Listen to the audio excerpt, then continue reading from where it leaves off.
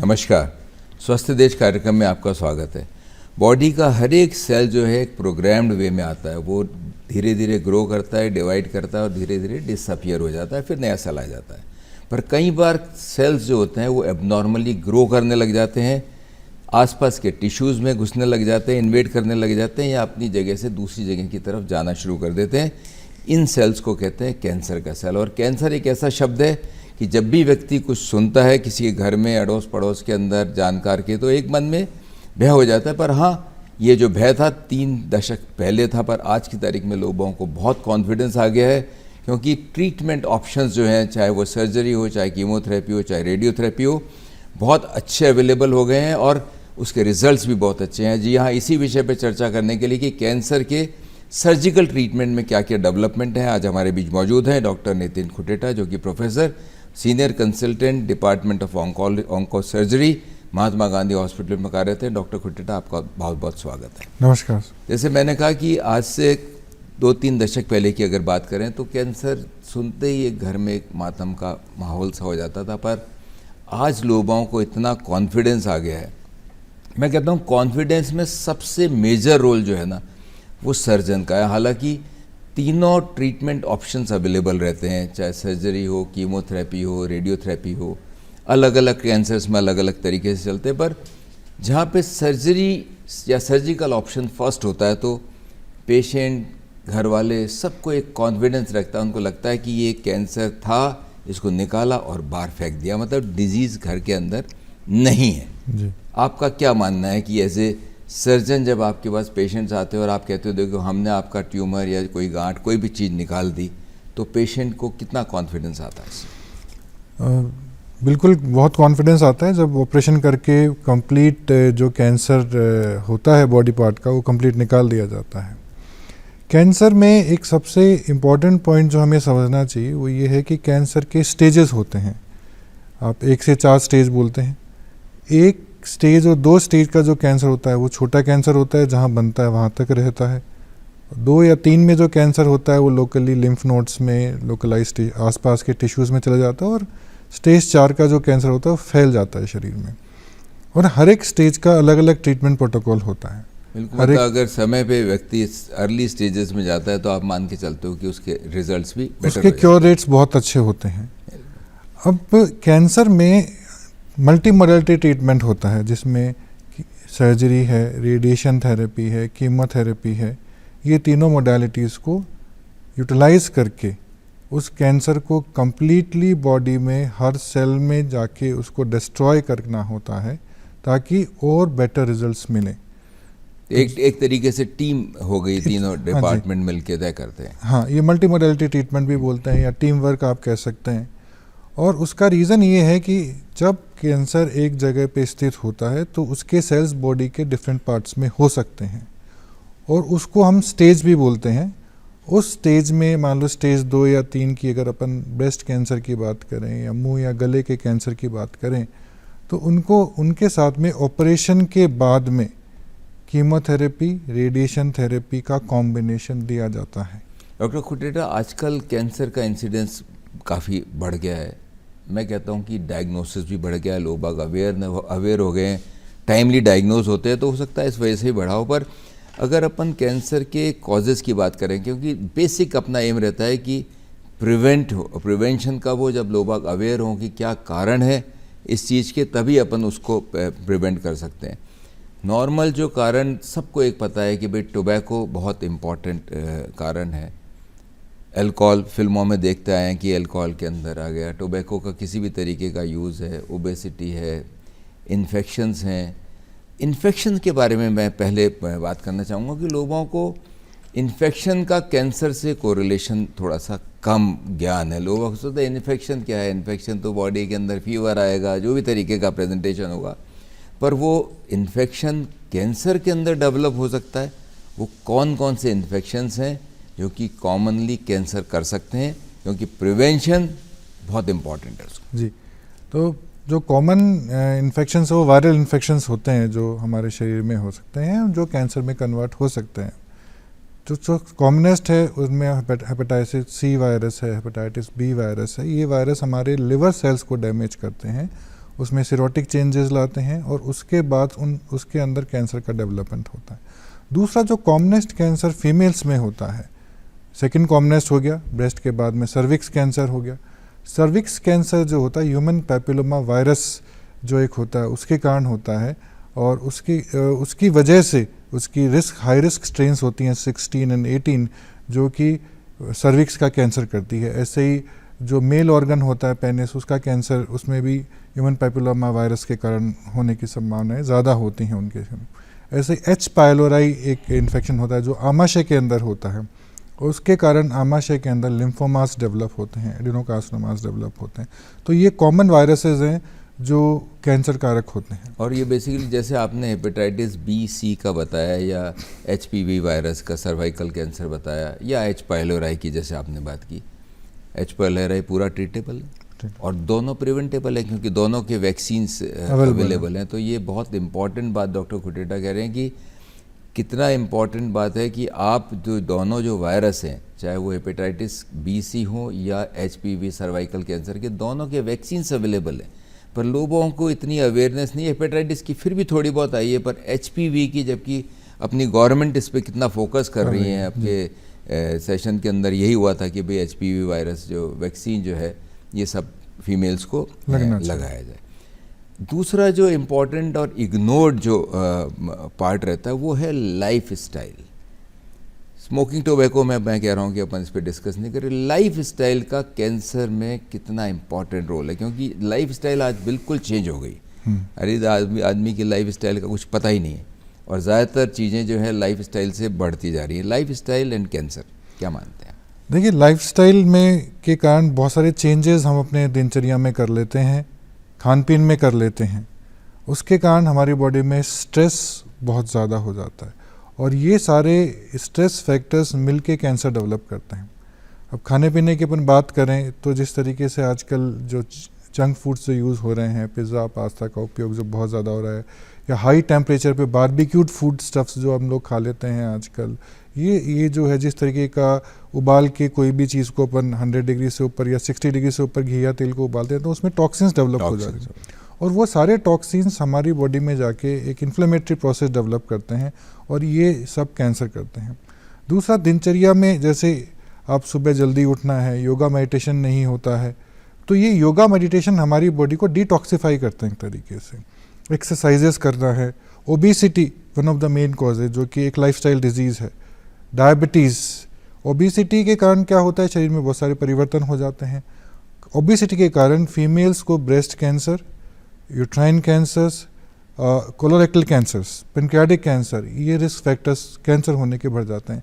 इसी प्रकार से ओबीस पेशेंट्स मेल्स के अंदर, आदमियों के अंदर जो है उनमें breast cancer, prostate cancer, colorectal cancer की संभावनाएं नॉर्मल से ज़्यादा हो जाती है। मतलब ओबेसिटी जो कि आदमी सोचता है कि ये तो ओबेसिटी को तो हार्ट से आगे बढ़ता ही नहीं है व्यक्ति, पर ओबेसिटी जो कि बिल्कुल प्रिवेंटेबल है, आप अपनी लाइफस्टाइल से ठीक कर सकते हैं, वो भी एक कैंसर का इम्पॉर्टेंट कारण जैसे आपने बताया। वैसे तो देखो मोर देन 100 वैरायटी के कैंसर होते हैं, पर अगर मैं मेल और फीमेल में कॉमन कैंसर्स की बात करूं, कौन कौन से टॉप 4 कॉमन कैंसर्स हैं मेल एंड फीमेल के अंदर? सो अगर मेल्स की बात करें तो अपने स्टेट की अपन बात करते हैं, जो कॉमनेस्ट कैंसर मेल्स के अंदर होता है वो है लंग कैंसर, फेफड़े का cancer, oral cavity cancer, prostate cancer, ये कॉमनेस्ट कैंसर्स के अंदर। कोलोरेक्टल कैंसर फिर 5th या 6th में आता है। इसी प्रकार से फीमेल्स में कॉमनेस्ट कैंसर अपने स्टेट के अंदर ब्रेस्ट कैंसर है, सर्विक्स कैंसर है, फिर लंग एंड कोलोरेक्टल कैंसर्स। तो ये 4-5 शुरू के कॉमन कैंसर्स अपने प्रदेश में होते हैं, जिसके अंदर आपने ऐसे बताया ओरल कैविटी, लंग तो सबको पता है कि स्मोकिंग और टोबैको बहुत इंपॉर्टेंट रिस्क फैक्टर्स के अंदर होते हैं। मैं आपसे एक्चुअली क्या होता है, लोगों को रेगुलर टेस्ट अपन एडवाइस भी करते हैं पर लोग बाग नहीं कराते टेस्ट। मैं अलार्मिंग सिम्टम्स की मैं बात कर रहा हूँ इन जनरल, कि भाई अगर ये चीज़ें दिख रही हैं किसी की, जैसे दोनों के आपने 4 कैंसर्स की बात करी, कॉमन ऐसे कौन कौन से सिम्टम्स हैं या साइंस हैं जो कि व्यक्ति देख सकता है खुद के शरीर के अंदर, जो कि तुरंत डॉक्टर के पास मिलने की ज़रूरत है, हो सकता है वो कैंसर? जी, तो अपन कॉमन कैंसर्स की बातें करते हैं मेल्स में, और उसके बाद फीमेल्स में अपन फेफड़े के कैंसर की बात करते हैं। जो भी इंसान किसी भी तरीके से स्मोक कर रहा है, चाहे वो बीड़ी हो, सिगरेट हो, हुक्का हो, इन लोगों में ये रिस्क बहुत ज़्यादा होती है। और अगर वो अल्कोहल साथ में लेते हैं तो इनमें रिस्क बहुत ज़्यादा होती है।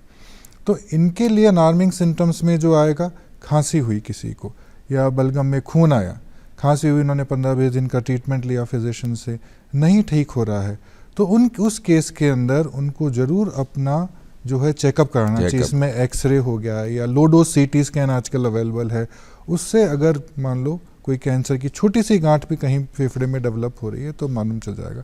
फिर सांस का फूलना, प्लूरल इफ्यूजन हो गया, पानी भर गया फेफड़े में, सांस का फूलना।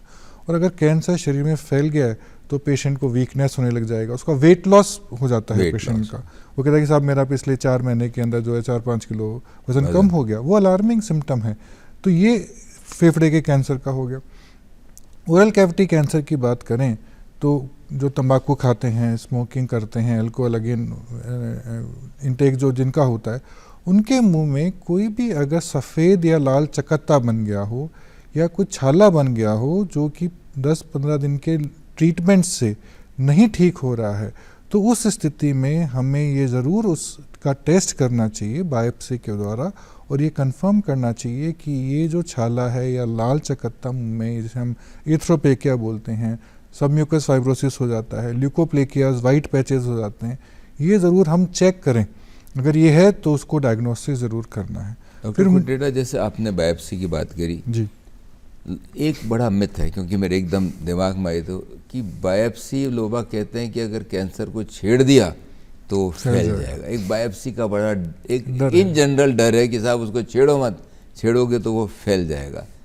कितना मिथ है, कितनी सच्चाई है? ये सच्चाई नहीं है, क्योंकि अगर कोई भी छाला जो नॉर्मल ट्रीटमेंट से नहीं ठीक हो रहा है तो हमें बायोप्सी करके ही कंफर्म करना पड़ेगा कि ये छाला, क्योंकि छाला आप देखें इन्फेक्शन के कारण होता है, ट्यूबरक्लोसिस के कारण भी हो जाता है, TB का भी मुंह में छाला हो जाता है, ऐसे कैंसर का भी हो सकता है, कई तरह की डिजीज़ होती हैं जिसके कारण मुंह के अंदर छाले हो सकते हैं। नॉर्मल छाले भी जाते हैं, विटामिन डेफिशिएंसी के कारण भी होते हैं। लेकिन अगर वो नॉर्मल ट्रीटमेंट से ठीक नहीं हो रहा 10-15 दिन से, तो हमको ज़रूर कंफर्म करना चाहिए कि क्या है। तो बायोप्सी से शरीर में बीमारी फैल जाएगी ऐसा नहीं होता है।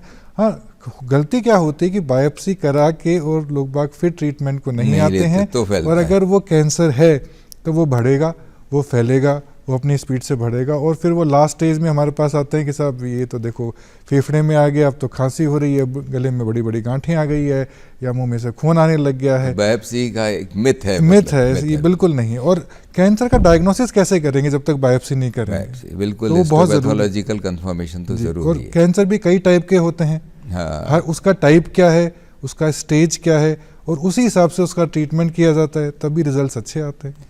2 कैंसर तो आपने बता दिए, थर्ड इज रेक्टल, कोलोरेक्टल आपने बताया, उसका क्या प्रेजेंटेशन है? कोलोरेक्टल में जनरली पेशेंट का जो बाउल हैबिट्स है वो अल्टर्ड हो जाता है, कॉन्स्टिपेशन हो जाता है या पेट में मरोड़े आने लग जाते हैं या कभी कभी मल के अंदर खून आना है, पेट में पानी भरना है, वीकनेस है, पीलिया हो जाना है। ये सब सिम्टोमेटोलॉजी अगर है तो फिजिशियन को ज़रूर पहले दिखाएं और अगर उसका डायग्नोज करें कि क्यों हो रहा है कोई भी चीज़। चौथा प्रोस्टेटिक कैंसर। प्रोस्टेटिक कैंसर में जो कॉमनेस्ट सिम्टोमेटोलॉजी जो आती है वो जनरली पेशेंट के पेशाब में रुकावट का प्रॉब्लम आ सकता है या फ्रीक्वेंसी ऑफ यूरिन बढ़ गया हो, बार बार रात को पेशाब, जो BPH का भी एक one of the common symptoms होता है। और कॉमनली प्रोस्टेट कैंसर के अंदर जनरली सिम्टम आता है जब वो बोन्स के अंदर चले जाता है, तो बैक एक हो गया या पेट में पानी भरने का हो गया, ये कॉमन सिम्टोमेटोलॉजी प्रोस्टेट कैंसर, जबकि उसका सिंपल सा ब्लड टेस्ट अपन PSA रूटीन में कराते हैं जो कि अपन को पता मालूम चल जाता है। इसका मतलब अगर किसी भी व्यक्ति के कहीं से भी खून निकल रहा है, जैसे आपने खांसी में या स्टूल के अंदर पास हो रहा है या यूरिन में भी एकदम आ जाता है, पेनलेस अगर आपको कहीं से भी ब्लड जा रहा है और वेट लॉस के साथ है तो बहुत इम्पॉर्टेंट सिम्टम है जी। Next is breast and cervical cancer presentation. तो ब्रेस्ट कैंसर में जो कॉमनेस्ट सिम्टोमेटोलॉजी आती है वो है कि या तो निप्पल से लाल या हरे रंग का डिस्चार्ज चालू हो जाता है या फिर गांठ महसूस होती है। और हमारे समाज में, हमारे परिवार में लेडीज़ इतना शर्माती हैं कि वो गांठ को फील तो कर लेती हैं लेकिन उसको दिखाने के लिए नहीं आती, और अगर वो कैंसर की गांठ है तो वो धीरे धीरे बढ़ जाती है और फैल जाती है। और अगर और उससे ज़्यादा फैल गया तो वही हड्डियों में जाना, तो हड्डियों में दर्द होना है, पीलिया होना है, अगर जॉन्डिस हो गया है, लिवर में अगर डिजीज़ आ गया पीलिया होना है, या कई बार ब्रेन में चले जाता है तो ताड़ने आने लग जाती है पेशेंट को, एपिलेप्टिक फिट्स अपन जिसे बोलते हैं, या पेट में पानी भरने की सिम्टोमेटोलॉजी है। बहुत सारी चीज़ें हैं जो हम डायग्नोस कर सकते हैं बाय सेल्फ ब्रेस्ट एग्जामिनेशन। तो मैं जनरली सजेस्ट करता हूँ कि हर एक फीमेल को जब उनके पीरियड्स चालू हो गए उसके बाद में 5th day of periods self breast examination की टेक्निक आनी चाहिए कि अपने स्तन को आप खुद ही महसूस करें, खुद ही आप पैल्पेट करें और देखें। और YouTube पे सब चीज़ें अवेलेबल हैं कि हाउ टू एग्जामिन वाली बात है कि प्रॉपर सेल्फ ब्रेस्ट एग्जामिनेशन ज़रूर करें और हर मंथ एक फिक्स डेट पे पीरियड्स के मेंस्ट्रुअल साइकिल के 5th डे पे या 6th डे पे ज़रूर करें, ताकि अगर ब्रेस्ट की चमड़ी में, स्किन में या कोई निपल डिस्चार्ज हो रहा हो या कोई गांठ आपको ब्रेस्ट में महसूस हो रही हो या एक्जिला में कोई गांठ महसूस हो रही हो तो वो आप ज़रूर अपने फिजिशियन को दिखाएं और मालूम करें कि ये गांठ काहे की बनी है। डॉक्टर कुटेटा, आप क्योंकि आप सर्जन हैं और सर्जरी का सबसे इम्पॉर्टेंट रोल ब्रेस्ट कैंसर्स में, पहले ये हुआ करता था कि जब भी ब्रेस्ट में आपको ट्यूमर क्या कैंसर कंफर्म हो जाता था तो ज़्यादातर ब्रेस्ट रिमूवल ही हुआ करता था। लेटेस्ट डेवलपमेंट्स ब्रेस्ट सर्जरी में क्या क्या हुआ? देखिए, ब्रेस्ट सर्जरी में बहुत डेवलपमेंट हुए हैं क्योंकि ये पूरे विश्व में कॉमनेस्ट कैंसर है फीमेल्स के अंदर, और इसमें मल्टी मोडालिटी ट्रीटमेंट होता है। आजकल सिर्फ ऑपरेशन करके या कीमो दे के या सेक दे के आप एक सिंगल मोडालिटी से इलाज नहीं कर सकते। इसमें कीमोथेरेपी, रेडिएशन, सर्जिकल प्रोटोकॉल्स लगते हैं। और जैसे मैंने आपको ब्रेस्ट कैंसर के टाइप्स भी होते हैं, तो कई तरह के टाइप्स होते हैं, ए, बी और टाइप के टाइप्स होते हैं। उनको हम डायग्नोस करके और किस टाइप का कैंसर है और उसका ERPR, HER2 मार्कर स्टडीज़ वगैरह हम लोग पूरा कराते हैं, उस हिसाब से उसका प्रोटोकॉल ऑफ ट्रीटमेंट बनता है। जो कॉमन चीज़ें आ गई है ब्रेस्ट में, जैसे आपने कहा कि पहले ब्रेस्ट को कंप्लीट रिमूव कर दिया जाता था, बट अब वो नहीं रहा। ब्रेस्ट को बचाया जा सकता है, पूरी डिजीज़ को निकाल के ब्रेस्ट को बचा के कीमो रेडिएशन प्रोटोकॉल पे लेके, और बहुत ही बढ़िया रिजल्ट्स मिलते हैं। बट बशर्ते ये होना चाहिए कि बीमारी छोटी हो तब डायग्नोस हो, तो results almost we seed curable disease now. हम कहते हैं कि साहब आजकल ब्रेस्ट कैंसर का क्योरेबल हो गया है, इसका संपूर्ण इलाज संभव हो गया है। डॉक्टर कुटेटा, बहुत बार ऐसा होता है कि पेशेंट की जब आप सर्जरी करते हैं तो अटेंडेंट को कहते हैं साहब हम देख के आपको तय करेंगे, हाथों हाथ हम एग्जामिन भी करेंगे। तो क्या ड्यूरिंग सर्जरी भी कोई इन्वेस्टिगेशन या कुछ आप चेकअप करते हैं क्या, कि उस समय डिसाइड करते हैं कि भाई इसको कंजर्वेटिव सर्जरी करनी है या रिमूवल करना है? ऐसा कोई नई टेक्निक से? हाँ, तो जो भी प्लान ऑफ सर्जिकल ट्रीटमेंट होता है वो हम ऑलमोस्ट 99% पहले ही डिसाइड कर लेते हैं, क्योंकि आजकल इतने अच्छे अच्छे इन्वेस्टिगेशन मोडालिटीज़ हैं, लाइक MRI स्कैन है, मैमोग्राम्स वगैरह हैं, या CT स्कैन है, टोमोसिंथेसिस ब्रेस्ट का होता है। ये ऐसे इन्वेस्टिगेशन हमारे पास अवेलेबल है जिससे हम ब्रेस्ट में कैंसर कहाँ पे है, अगर मान लो 4 मिलीमीटर का भी कोई नोड्यूल अगर ब्रेस्ट में है तो हम उसको डायग्नोस कर लेते हैं कैंसर का। तो वो हमें ऑलमोस्ट 90% केसेस में, 99% बोल सकते हैं, पर 95% केसेस में मालूम होता है कि ब्रेस्ट में कैंसर कहाँ कहाँ पे है, उसका साइज़ क्या है, लोकेशन क्या है, और एक्जिला में यानी कांख में अगर लिम्फ नोड्स हैं, अगर कांख में कैंसर आ गया है तो वो भी ऑलमोस्ट हमें उस चीज़ का मालूम हो जाता है। ड्यूरिंग सर्जरी हम लोग जो डिसाइड करते हैं, अगर हमें ब्रेस्ट कंजर्वेशन सर्जरी करनी है तो हम ब्रेस्ट में से उस कंप्लीट डिजीज़ को विद मार्जिन निकालते हैं और उसी टाइम पे फ्रोजन सेक्शन करते हैं मार्जिन का, ताकि जहाँ से भी हम ब्रेस्ट के ट्यूमर को निकाल रहे हैं वहाँ पे कैंसर सेल नहीं होना चाहिए। तो जिसे हम फ्रोजन सेक्शन भी बोलते हैं, मतलब हुआ कि पैथोलॉजी आप बायोप्सी उसी टाइम पे कर रहे हो उसके ड्यूरिंग सर्जरी। ऐसे एक्जिला में लिम्फ नोड्स, क्योंकि छोटे कैंसर आते हैं तो कई बार लिम्फ नोड्स में कैंसर होता है, कई बार नहीं होता है, लेकिन अब जब जांच करते हैं, जैसे एक्सरे या सोनोग्राफी करते हैं, मैमोग्राफी करते हैं, तो लगता है कि गांठ पैल्पेट होती है आपको, तो हम या तो पहले FNAC कर लें तो ऑपरेशन से पहले, या फिर ऑपरेशन के दौरान ही सेंटिनल लिम्फ नोड बायोप्सी करते हैं। अब सेंटिनल लिम्फ नोड बायोप्सी में क्या होता है कि हम एक केमिकल होता है जिसे हम इंडिकोसाइनिन ग्रीन बोलते हैं, ICG, वो हम ब्रेस्ट में गांठ के आसपास डालते हैं, वो लिम्फ नोड्स में चले जाता है, और वो जो लिम्फ नोड जिसे हम सेंटिनल लिम्फ नोड बोलते हैं उसको हम निकाल के उसी टाइम पे बायोप्सी करते हैं। 99% ये होता है कि अगर कैंसर किसी लिम्फ नोड में, एक्जिला में गया तो वहीं जाएगा और कहीं नहीं जाएगा। राइट। उस लिम्फ नोड को निकाल के जब हम फ्रोजन सेक्शन करते हैं और उसमें अगर कैंसर है तो कंप्लीट एक्जिला का डिसेक्शन करते हैं, अदरवाइज कंप्लीट एक्जिला का डिसेक्शन नहीं करते हैं। मतलब उसी समय डिसाइड उसी टाइम डिसाइड हो जाता है। उसका एडवांटेज ये होता है कि जो बड़ा एक्सिलरी डिसेक्शन होता है उसे कारण कई बार हाथों में सूजन वगैरह आना है, एक्सिलरी सीरोमास बढ़ना है, इंटरकोस्टल नर्व को डैमेज होना है जिसके कारण हाथ सुन्न हो जाता है, ये सब चीज़ें बच जाती हैं। तो ये मोडालिटीज़ हम लोग ड्यूरिंग सर्जरी करते हैं। और क्या क्या नए डेवलपमेंट हुए, जैसे सर्जरी के अंदर लैप्रोस्कोपिक सर्जरी हुई, लेज़र सर्जरी हुई, कैंसर की सर्जरी में और क्या क्या डेवलपमेंट टेक्निक्स को लेकर? टेक्निक्स में अभी जो नई मोडालिटी हमारे संस्थान में है वो रोबोटिक सर्जरी है। रोबोटिक सर्जरी से हर तरह की कैंसर सर्जरी की जा सकती है। स्पेशली पेट की सर्जरी हुई या फेफड़े का हुआ या मेडियास्नल ट्यूमर्स हुए, इसोफेगल ट्यूमर, जीआई के कैंसर्स हुए, कोलोरेक्टल कैंसर हुआ, लिवर कैंसर हुआ, तो ये सारे कैंसर को हम आजकल एक नई टेक्निक रोबोटिक सर्जरी से करते हैं। उसके अंदर जो एडवांटेज ये मिलता है रोबोटिक सर्जरी का कि एक तो हम जब ऑपरेट करते हैं तो हम टेबल पे नहीं खड़े होते हैं, वो एक पेशेंट कंसोल होता है, रोबोटिक आर्म्स होते हैं, वो टेबल पे पेशेंट के पास होते हैं। क्या एडवांटेज है खुद के हाथ से और रोबोटिक आर्म्स में, क्या डिफरेंस तो है? रोबोटिक आर्म्स का एडवांटेज ये मिलता है कि हम जब सर्जन, एक मशीन होती है हम सर्जन कंसोल बोलते हैं, उस पर हम बैठता है, सर्जन बैठता है और वो जॉयस्टिक होते हैं, उससे उस जॉयस्टिक से ऑपरेट करता है जो कि रोबोटिक आर्म्स पे जाता है, ट्रांसमिट होता है और रोबोटिक आर्म्स वो सर्जरी अंदर करते हैं, करता सर्जन ही उसके अंदर जी। और उसमें जो सबसे बड़ा एडवांटेज है कि एक तो मैग्नीफिकेशन हमें बहुत बड़ी चीज़ दिखती है, तो छोटा भी अगर ट्यूमर होगा तो हमें मैग्नीफाइड व्यू में दिखेगा तो हम उसको प्रॉपर्ली निकाल पाते हैं। दूसरा जो एडवांस, प्रिसीजन बहुत अच्छा होता है इसके अंदर। बॉडी में आप जानते हैं स्पेसेस होती है, पेल्विस की सर्जरी होगी या छाती की सर्जरी होगी, छोटी छोटी स्पेसेस होती है, वहाँ पे रोबोटिक आर्म चले जाते हैं, वहाँ पे हमारे हाथ नहीं जा पाते, तो वो एक प्रिसीजन का एडवांटेज हो गया। फिर ब्लीडिंग बहुत कम होती है सर्जरी के अंदर। मान लो हम जनरली हम बड़ा चीरा लगा के ओपन करके ऑपरेशन करते थे पेट का, यहाँ पे 4 छोटे छोटे 1.5-2 सेंटीमीटर का चीरा लगा के आप पूरा की पूरा ट्यूमर जो है वो निकाल लेते हैं। तो प्रिसीजन बहुत अच्छा है, मैग्नीफिकेशन अच्छा है, ब्लीडिंग नहीं होती है, पेशेंट की रिकवरी बहुत फास्ट होती है। जहाँ पेशेंट को 10 दिन 15 दिन पहले भर्ती रखते थे, आजकल 3rd day 2nd day robotic surgery करके पेशेंट घर चला जाता है एंड वो अपने नॉर्मल एक्टिविटीज़ में आ जाता है। कॉस्मेटिकली अच्छा है, बड़ा स्कार नहीं बनता, छोटे छोटे स्कार से काम हो जाता है। तो ये एडवांटेज रोबोटिक सर्जरी के हैं।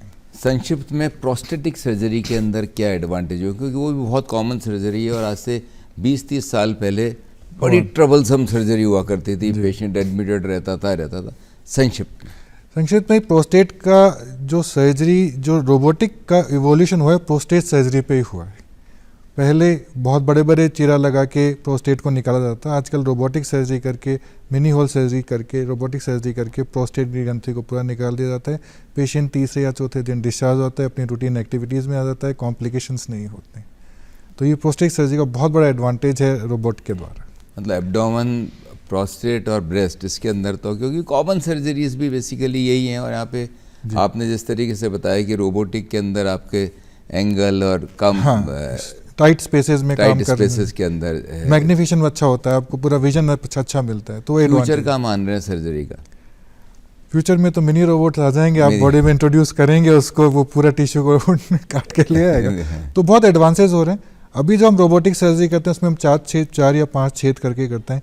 सिंगल पोर्ट रोबोटिक सर्जरीज हो जाएंगी जिसमें आपने 3 सेंटीमीटर का चीरा दिया, उसी में रोबोटिक आर्म्स गए, उसी इंसिजन से पूरे कैंसर का ट्यूमर आपने निकाल दिया। पर बेसिक बात है कि इस पे ब्रेन और डिसीजन तो आप ही का, लोग सोचते हैं रोबोट कर रहा है, पता है फिर डॉक्टर को किस लिए दिखाया मैंने, ये एक आम धारणा है। बट सारा जो वर्क रोबोट से आप करा रहे हैं, इट इज़ योर डिसीजन की किस तरीके से मूवमेंट और एक्सीजन ऑफ द बिल्कुल ये सारा की सारा सर्जन ही करते हैं। रोबोट को तो आप समझ लीजिए गाइडेड हैंड है रोबोट का, जो बॉडी में एक होल से जाता है, वो पूरा सर्जरी होता है उसके द्वारा, काम सारा सर्जन को। अंत में लोग बाग पेट स्कैनिंग कराने के लिए जाते हैं कि मेरे शरीर में कैंसर है या नहीं है, विदाउट एनी सिम्टम। लोग बाग जैसे हार्ट का चेकअप कराने जाते हैं, आजकल एक फैंसी चीज़ हो गई कि साहब मेरे शरीर में कैंसर है या नहीं है, पेट स्कैन कर दो या होल बॉडी CT स्कैन कर दो। इसका कोई एडवांटेज है या नहीं? नहीं सर, बिल्कुल एडवांटेज नहीं है, और ऐसा नहीं करना चाहिए कि अपने कोई स्क्रीनिंग के लिए पेट स्कैन का यूज़ करें, क्योंकि कॉमनेस देखिए अपने यहाँ ट्यूबरक्लोसिस भी बहुत कॉमन होता है। तो पेट स्कैन अगर किसी के ट्यूबरक्लोसिस है और पेट स्कैन का तो पॉजिटिव आएगा, उसका ये मतलब नहीं है कि उसको कैंसर है। इन्फेक्शन में भी पेट स्कैन पॉजिटिव आता है। पेट स्कैन तभी कराएं जब कोई इंडिकेशन, जब आपका फिजिशियन आपको बोले कि हाँ उनको डाउट लग रहा है डिजीज़ के पॉइंट ऑफ व्यू से, तब आप पेट स्कैन कराएं, तभी वो सार्थक रहेगा। Otherwise as a screening tool PET scan use नहीं करना चाहिए।